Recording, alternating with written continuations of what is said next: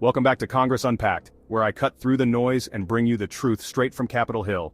Today, we're diving into a story that's got power, privacy, and politics all tangled up.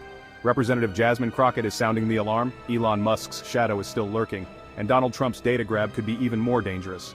Let's kick things off with Elon Musk. Crockett isn't letting him slide out of the spotlight just yet. At her town halls, constituents, especially seniors, are worried about their data tax records, health details, credit histories. Where's it all going? Who's got their hands on it? And what's Elon doing with it? Instead of demanding answers, Republicans blocked a motion to subpoena him. Crockett says this move leaves us all in the dark. Now, Thank you so much, Madam Chair. It's interesting because I don't know what all is taking place thus far in this hearing, but I do recall when I left, we were talking about Elon. And so I want to make sure that we don't forget him. I know that some people want us to forget Elon and act like he never existed, but we're not going to do that. We are talking about AI today, and I can tell you what real people in my district care about. I had a few town halls, and I talked to some seniors, and they were concerned about their data and their information and how it was being used, and they wanted me to answer questions that I just didn't have the answers to about what has Elon done with their tax information, their social security information, their health information, banking information, information about their credit histories. And instead of demanding answers, Republicans just blocked our motion to subpoena him to testify before this committee. And I'd ask at this point for unanimous consent to enter into the record a picture of who all was in the room when we took the vote. Madam Chair? No objection. As well as, since our clerk was ready and she knew who was in the room, the actual record of who was in the room at that time. No objection. Thank you so much. Now let's talk GOP hypocrisy. Remember when Republicans were all about calling out big tech for overstepping? Today those same voices are playing defense for Musk. Crockett's warning us AI and new tech are double-edged swords. According to Mr. Schneier, it all comes down to who holds the power, and right now, he believes that power is being abused, putting our freedoms at risk.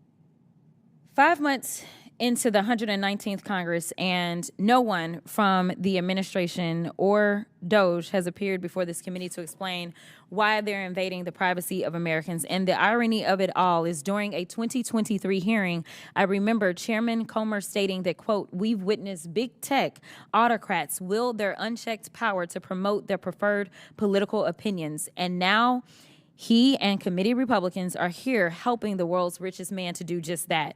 They're letting him spy on companies competing for government grants, but worse, they're letting him spy on you, the American people."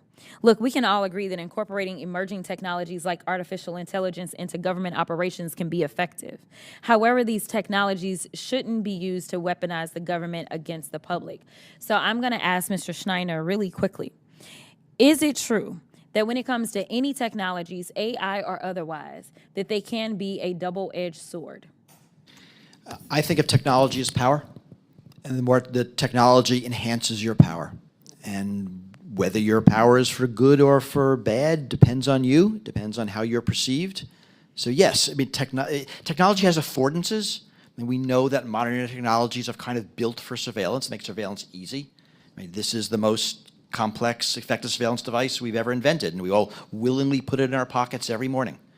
So yes, technologies can be used for both good and evil, but think of the people behind it as the wielders. Yes, I absolutely agree, and I appreciate your answer.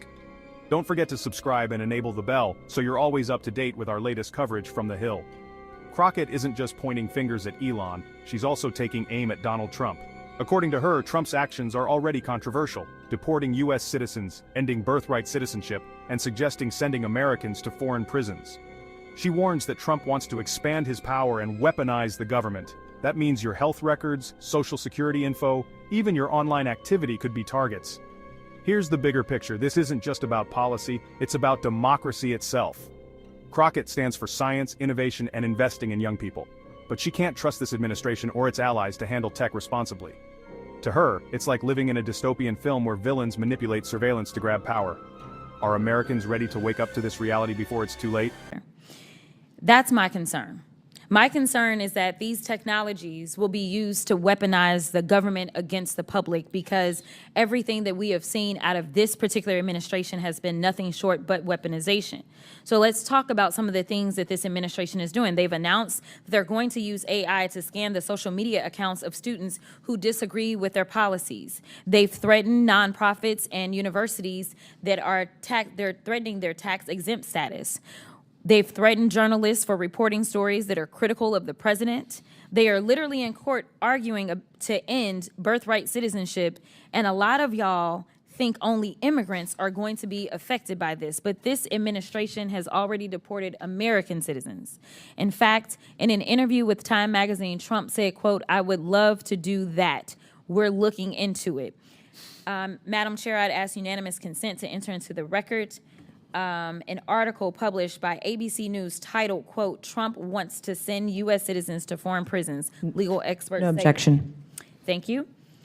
It won't be long before more Americans are targets of this administration. This administration has refused to follow the law, and the Republicans are failing to do actual oversight. We don't know what they're going to do with your health records and Social Security information.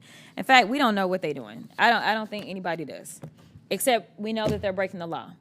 And it is frustrating to me because I am somebody that actually believes in science.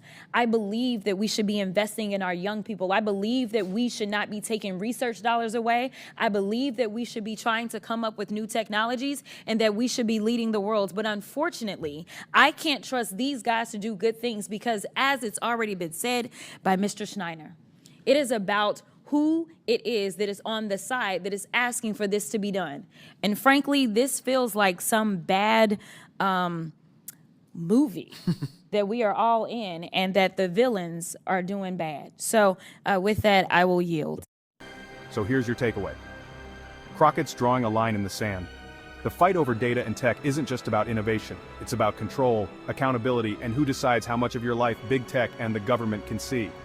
If you found this breakdown eye-opening, drop a comment, hit that like button, and subscribe for more straight-shooting coverage from Congress Unpacked. Together, we'll keep shining a light on the stories that matter most.